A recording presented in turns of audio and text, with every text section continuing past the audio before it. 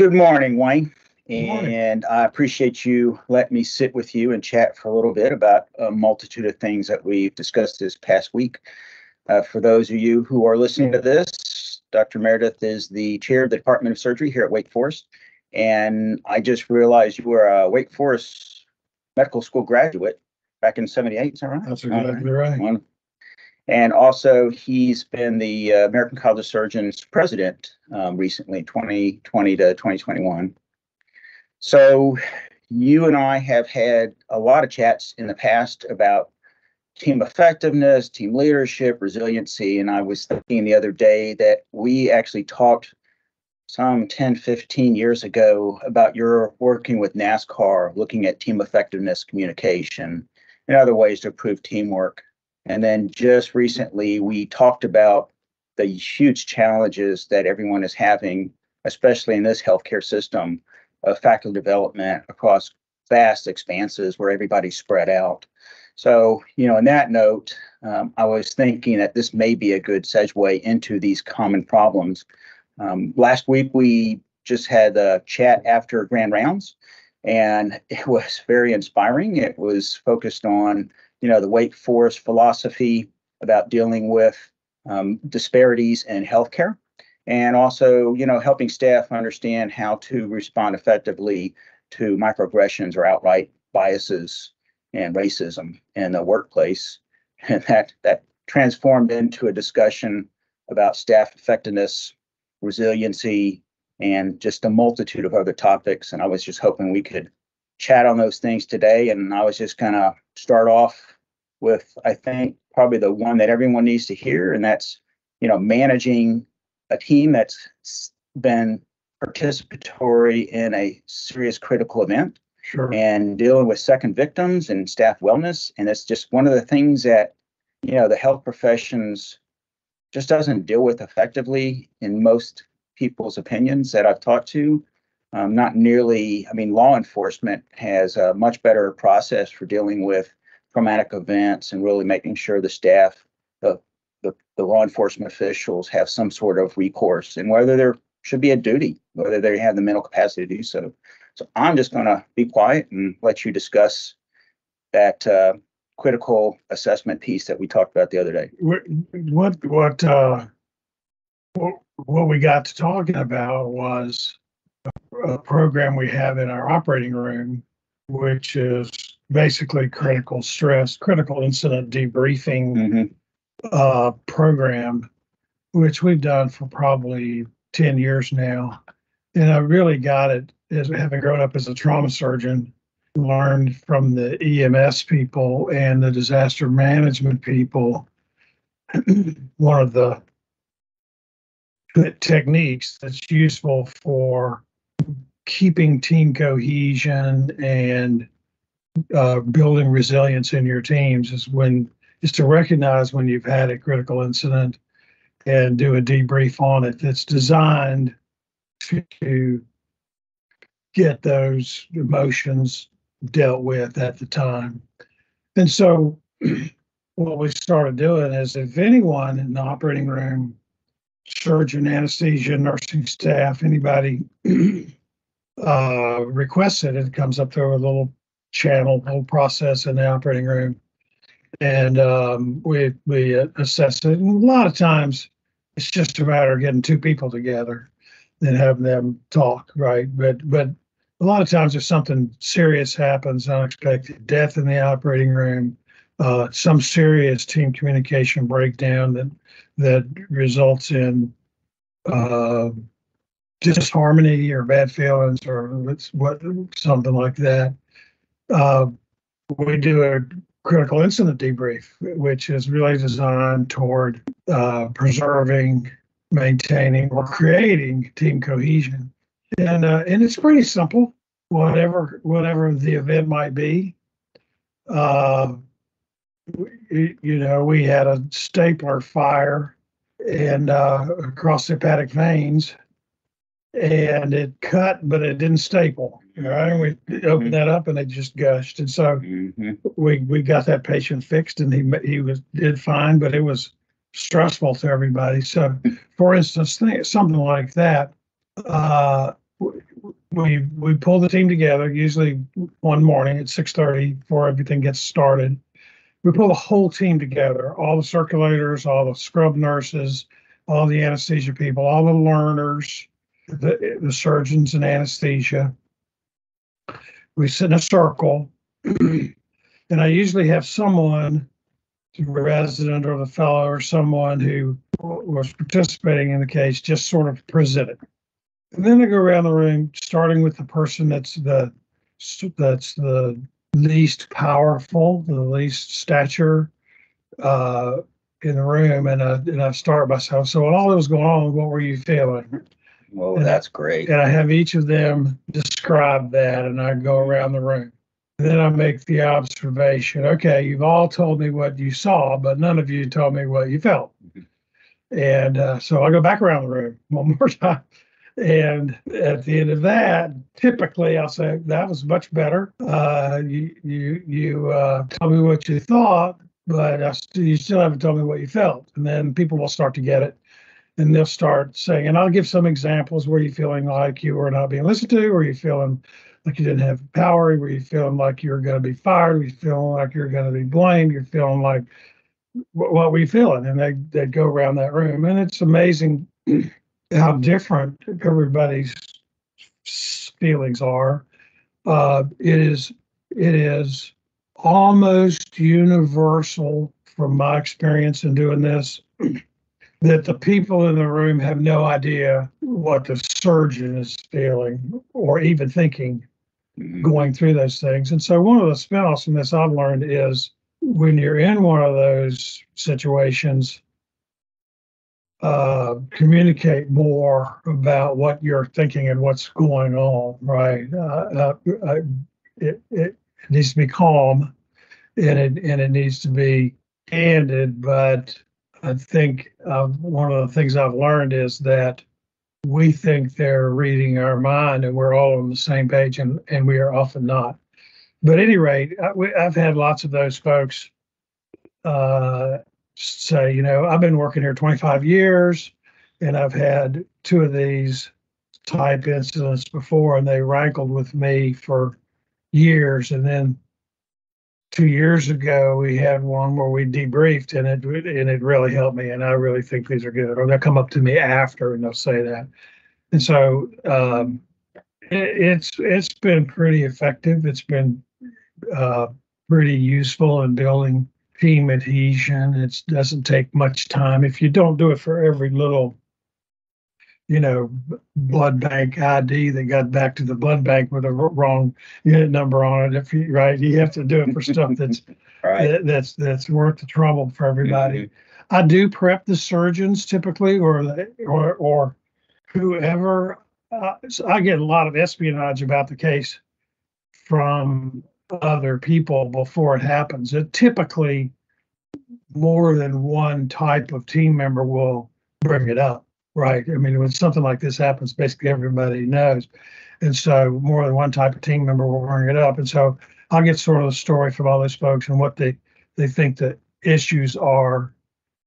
And I'll sort of prep those people ahead of time, especially anybody who hasn't ever been in one that's new. I don't want people coming into this meeting with a sense of being threatened. And I started off by saying this is not M&M. We will do a root cause analysis of this in another area to create system catches for the areas where the Swiss cheese lined up for this case. But that we're not here for that. We're here to build team cohesion. We're here to communicate with one another. We're here to bond over a difficult situation, and that gets them to it. It's pretty effective, I think, to do. That's just I just have to wrap my mind around this. So it's obvious that your institution has adopted a real safety culture centered around psychological safety. And I've talked to a few other surgical department chairs who have also managed to succeed in this.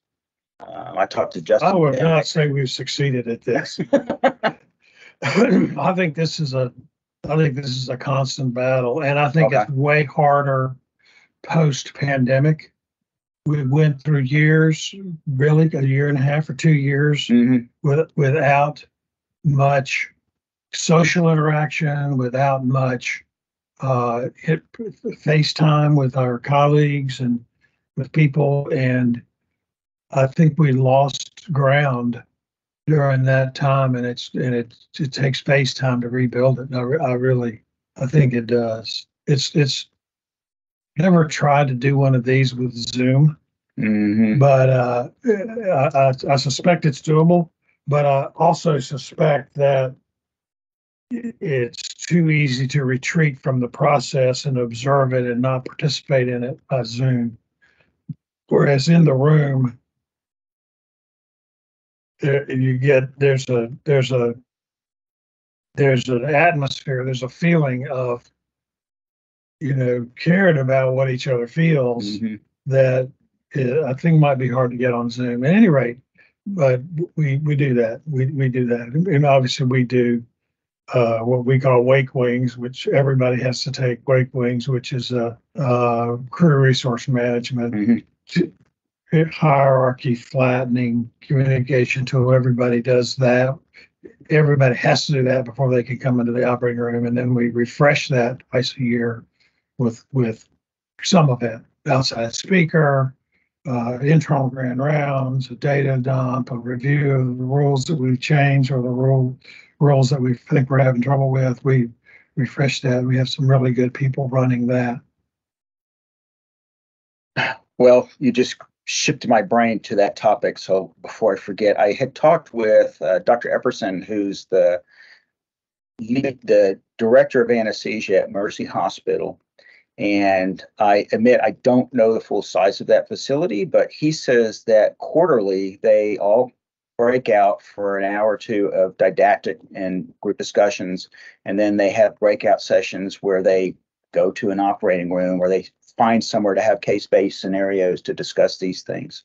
Is that something that's feasible in this institution to actually do that, or just due to the size and the expanse of everybody in the healthcare system, are we just limited to having didactic discussions but not case-based scenario simulation?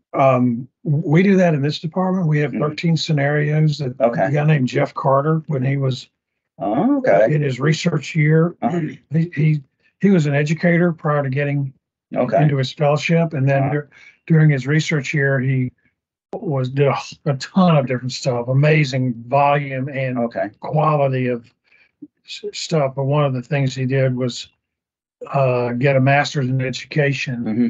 and as he was doing that, he along with a guy named Jim Johnson, Hmm. uh, built a series of simulations of fire in the operating room, blood loss in the operating room, attention pneumothorax in the operating room, and we have a room that's designed for doing this adjacent to our operating room. That I have to say, anesthesia started doing this as a part of the anesthesia safety national anesthesia safety program Hmm. with mannequins 25 years ago. We started doing it 10 or 15 years ago, and we will go through those scenarios and have a team that's in the room, and the other parts of the team are observing it through one-way mirrors, Hmm. Oh, this and is great. then we debrief on it in a structured debrief. A guy named Hmm. Martin Avery does that now Hmm. for us, and he does that. We've done it with we've done we've brought cadavers in on an ambulance and had the paramedics come in, and we brought it to a room, and we've done a whole scenario of trauma Uh, resuscitation with all of that. We've done a lot of that, and Jeff has studied this, and he's studied that since doing wake wings, and from doing this, our communications improved, our med mal costs have gone down, wow. our incidents have gone down Okay. of wrong site surgery, Hmm. retained foreign body. Uh, there are a lot of tangible benefits, I think, from doing it, and the cost is the time. the cost is the time, and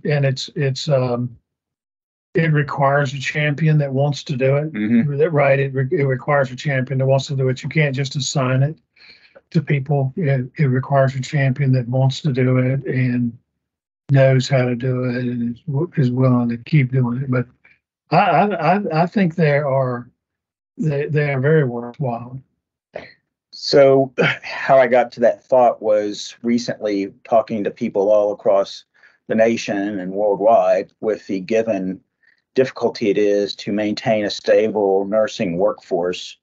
How do y'all integrate the shifting nursing workforce in the operating room into this training and into this safety culture so they feel free and mostly obligated to speak up when y'all have these critical incident debriefings? How do you know for sure that they're speaking their mind? Do they feel like part of the team? How do you do that? Well, so as I said, everybody takes the crew resource management wake wings course. Everybody, even travelers, even sterile processing people. Okay. When we first began it, I don't know, 15 years ago, we did 1,400 people over from February to July, and every single soul that worked in our operating room or came to it took it. Okay. So the timeout that goes with it is just ingrained in the daily process that everybody does. And I'd say really well, frankly. The timeouts and everything. We're obviously constantly working on this, but those checklists serve as a great source of creating safety tools and investigating. And you have to be very dutiful to keep your checklists trim. So they are actually doable. And so it's a pretty big deal for us to add something to it, but we do it all the time. But it is a consequence of a great deal of debate and always associated with what else can we debrief from this? We're not going to change to a bigger poster, right? Or smaller print. We're going to figure out how to get this all done in this one little packet of time. So everybody who comes on does that. And in the critical incident debriefing sessions, I've never had anyone that didn't begin to speak up. I've never had anyone that spoke up right away, and I've never had anyone that never spoke up after we got through several rounds of it, and the more senior people began to open up. And I generally prep them. I'm going to use the can opener on their emotions till they get it open. They might as well realize, go ahead and let it out. And so they do that. So two questions, one not challenging, one challenging. The first one that came to mind is with this culture that you've adopted, one of the biggest issues when I talk to people around the country, everywhere, is that any case that lasts longer than an hour, you have multiple staff changes, including anesthesia, the nursing changes, multiple changes within the staff. So these are people who did not originally participate in the initial timeout. And it's always been perplexing to me, how do you assure that shared mental model that was created at the beginning of the case, I mean, if we introduce ourselves to the staff that comes in, the staff that then replaces that staff, how do we ingrain them into the team immediately and effectively, and they don't come in feeling lost and uncertain and not sharing the same mental model that probably the initial team did. So at the end of the case, everybody can speak the same language and everybody understands what happened and communicate when these problems exist. Like, at the end of the case, guys, we're doing a debriefing. We need to make sure that this gets communicated, that this was a particularly challenging case, and we really need to assure that a critical incident debriefing is done. How do y'all do that with this staff changing? You have long cases, I'm sure. We do, and that's a problem, and it's one of the, people talk about how effective CRM, career resource management training is in the airline industry. And sometimes I quit, but I almost always have the thought that everybody that forms the team when the plane takes off stays on it till it lands. Right. That's one. Right. That's one thing that's different. And we don't do that, right? We don't do that. Yep. So over the years, we've created a whiteboard structure in the room Okay. that has everybody's name and role on it, and a few other key pieces of information.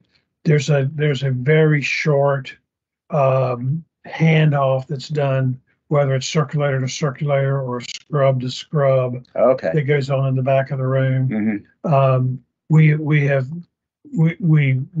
have built, and it I would say it has incomplete penetrance, but our process rules are that you ask before you change. Yeah, I mean, you can't start changing the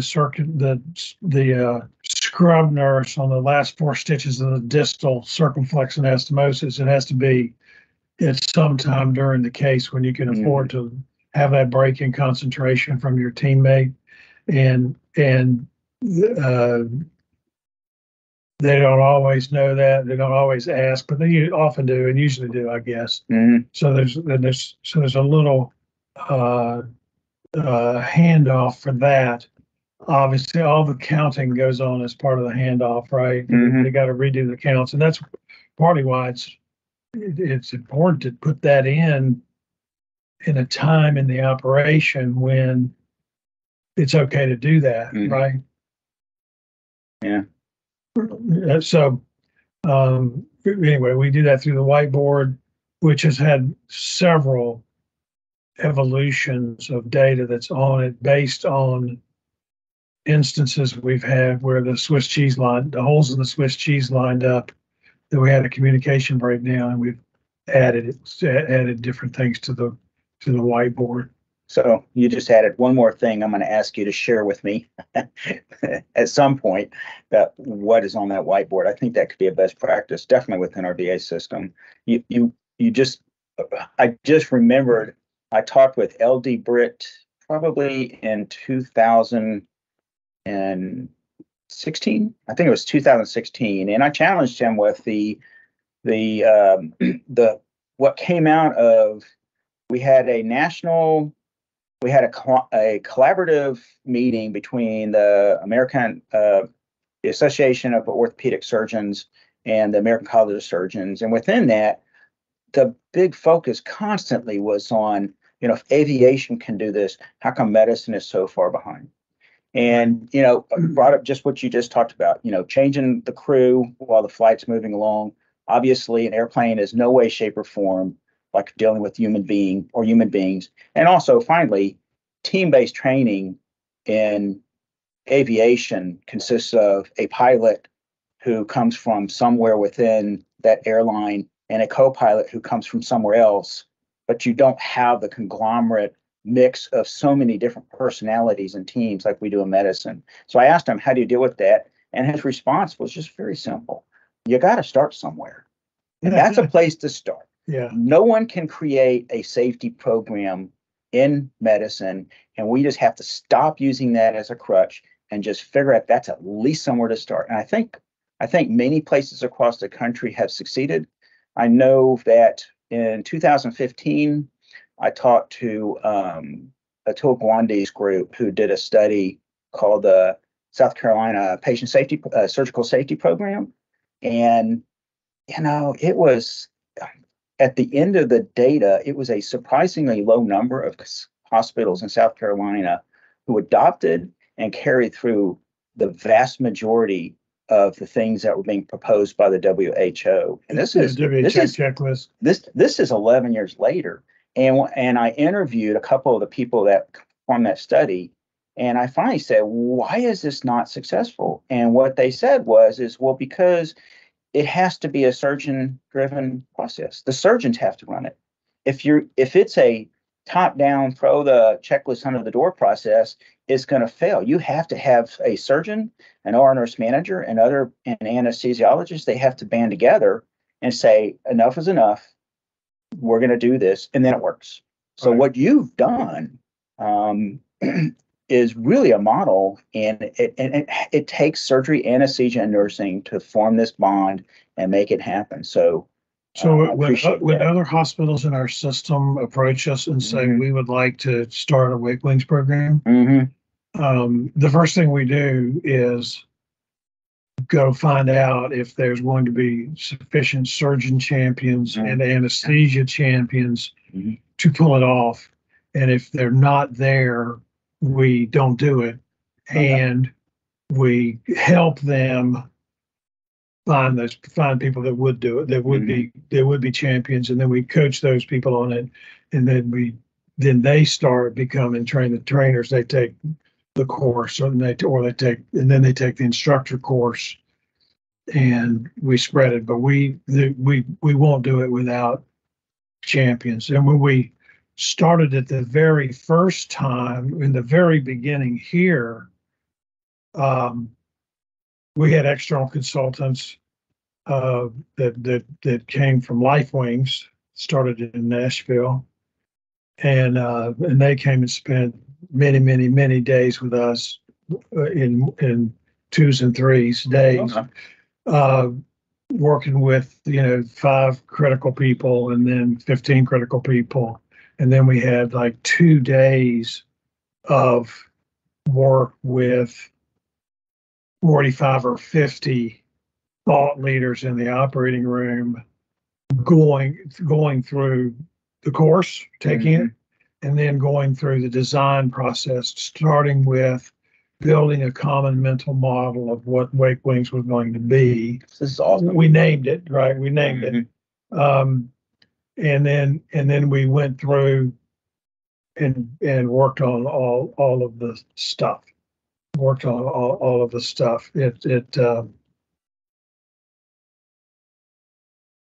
So it started with a little bit of a big bang, right? So we had lots of champions who knew the lexicon, who understood the plan. It wasn't just me or one person going around selling it to 1,400 people, right? We had 50 or 60 champions.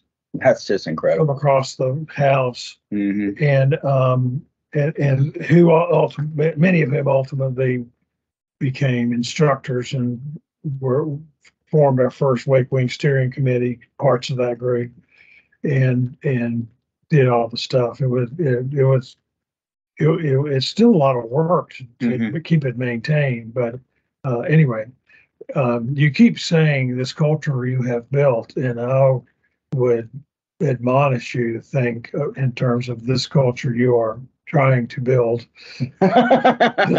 this culture you are working on, because I don't think it's not a one and done. Yeah,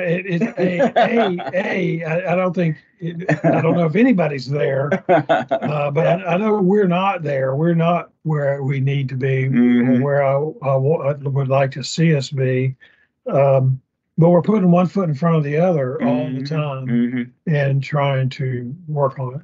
Yeah. So since you said this, I did read a publication by a very large institution where they noted that the process of having annual team training, unfortunately, does not produce enduring results, and that things end up not being followed through and carried through until much later on. And with this large institution, their recommendations were to come up with something, and recommended at a minimum asynchronous learning modules, which we all know the lasting benefits on a one-to-one computerized module just are not as great as having a few people with case-based discussions, or really this robust program you have. So I can tell you for a fact, many, if not most, exceedingly large institutions are still struggling how to do this continuous learning process in a real meaningful manner. So I suspect people, will want to hear this if we put this out where they can see this. Sure. Now, We have not figured out Mhm, how to do that here at scale. mhm, We can have segments of it where we right, take time that we already have set aside for learning mhm, um, for our department, and then and orthopedics can do that, and urology can do mhm, that, and they do a lot of those things um, for their educational modules. But it is hard to get a multidisciplinary team free all at one time mhm, and all in one place with a program, with a moderator uh, to do it. mhm, And like I said, we at our peak we were able to do it 13 times a year with a different simulation mhm, scenario, right? Um, but then all of those residents graduate, mhm. um, and so you're one of my mentors used to say you're just one generation away from the Stone Age all the time. If everybody on Earth forgot all that we knew, we'd be back in the Stone Age immediately. And so we're that's a challenge. That's a challenge. It's going to turn out, for us to do everybody that worked in the operating room at one time. Um, it cost us some money in terms of trainers and people that we paid to Mhm. do it. But the time of people that were that came to work that day and their job that day was to go to Wakeling's training for half a day Mhm. was hundreds and hundreds of thousands of dollars for that one day Mhm. for us to do it, right? And so that's big. That's a big thing, right, for us to do. On the other hand, I think there's a lot of payback on the other end of it. Well, I think your institution has recognized, and you already said this once, that the payback is, not necessarily in terms of dollars, but, the prevention of a patient safety incident, the ability of y'all to have a shared mental model so that when something wrong does happen, you're not losing staff in the midst of this. And staff who are distracted by something that occurred, that they have no way to resolve it internally, Right. they will eventually create another mistake. That leads into my last question for you. And back in, I can't remember the year, it was the same time Shanafelt and a couple others wrote a paper for the college about burnout and subsequent risk for suicide, alcoholism, and other things. ASA published a study around that same time that looked at people in the ASA who have had some sort of enormous critical event, death on the table or something similar, severe irreversible neurological deficit due to something that happened. And it was eye-opening to me when I realized the number of staff who were involved in that incident who had to go to work on the next case. Right. And how, and just the thought that in medicine, we don't really have a process in most scenarios to find a way to alleviate that person who now has been traumatized, or that team. And again, the police service, sheriff's department, they have people that will respond on the scene and talk to someone, and they'll talk to the people involved and decide if they're equipped to come back to work or if they need to be reevaluated before they return to duty. And we just don't have that. So I guess my question is when you guys are doing this critical incident debriefing, what do you do if you identify someone or many people who just are clearly distracted due to this horrific event that occurred? How do y'all handle that? Do you have a team that comes in and works with them to get them fit for duty? We send them to an anonymous place Okay. Individually Okay. to work through that, and then they have to be signed off on to be fit for duty if they're still bothered by it. And it's way more than just a case in the operating room. Workplace violence. Oh my You have God, yeah. someone, you have someone who's beaten up in the by a Mhm. patient, or the holding room for us, or the PACU for us. But also in the hospital, it's a huge, Mhm. huge issue. We have a big program with lots of stuff we're doing as a hospital institution to do that, and those people all need. That's not that's overstated, but it's surprising how many of those people. Years ago, I didn't realize how many of those people were affected, how seriously, and what they need, how much additional support they needed from the institution to get back to good to go again. It's really, you can't just SEAL Team 6 your way through some of those tough things. They're hard to do. And I think that's actually true for us as surgeons as well. We need to be mindful of when we have been put through the ringer of a hard case, a case that you feel guilty about, and find people to talk to about that and get it off your chest. And M&M is not the answer for that. Right? Even if you confess your sins at M&M, that's not the answer to that. You need to go through a process of describing what your feelings were then and sorting out how to get back to resilient. I do think it's an important skill for trauma surgeons in particular, which is what the work I do. But I think surgeons in general, it just depends on the frequency with which you're faced with a disastrous outcome in your practice. But everybody will have one, right? Oh yeah. Or a bad scare, right? I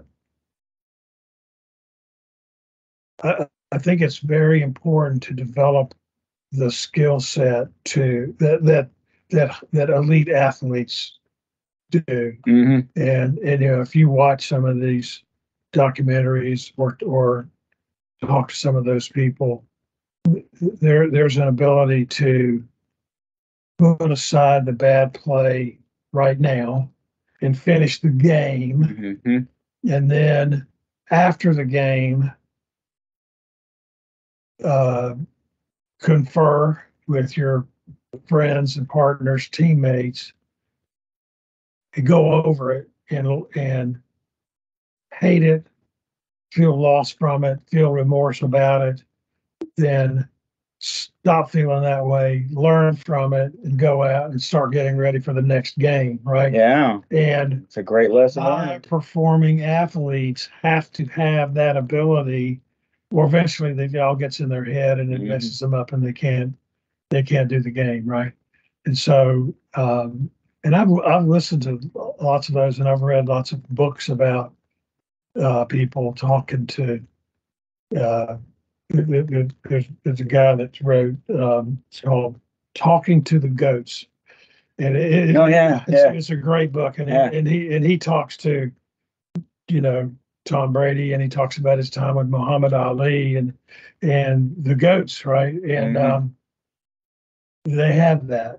They have that. They all take responsibility, maybe more than they should, but they all take responsibility, and they all go through this process of internalizing it, grieving it, learning from it, and then ending it, and then being done with it. And that's a hard fought skill set to learn, and I think it takes help. Right? I mean, those guys have learned that since they were playing Pop Warner. Right? They have been trying to practice dealing with loss, then dealing with loss that you're responsible for, or dealing with injury. Those truly elite people have been practicing the mental discipline of doing that. And they have mental discipline coaches on their teams, right? They have physical coaches on their teams, and they have mental discipline coaches on their teams. Look at a golf pro. Golf pro goes around with 5 or 6 people if they can afford it, right? That and some of them are just sports psychologists. We don't do enough of that. I have seen some mentoring programs written about where senior surgeons go through the operating room and go into the operating room with less senior surgeons, and they just observe them. And then they tell them, well, here's some tricks that I observed from watching you.